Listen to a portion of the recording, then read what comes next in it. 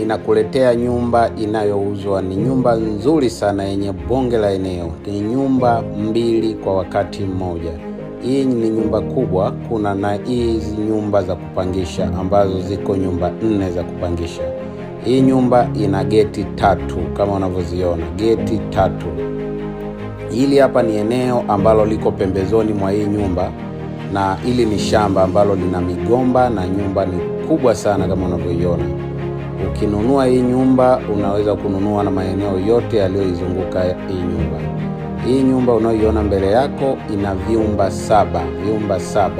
Kwa huku mbele inaonekana hivi, lakini kwa nyuma inaonekana underground.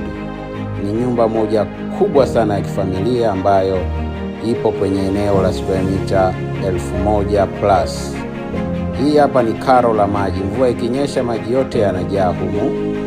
Na huu ni muonekano wa nyuma. Hii nyumba muonekano wake wa nyuma na mbele ni huu hapa.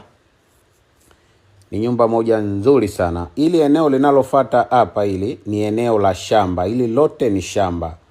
Ni shamba ambalo limelimwa migomba, mapapai, ndizi. Yaani ni sehemu moja nzuri sana. Ni hapa Goba njia 4 jirani sana.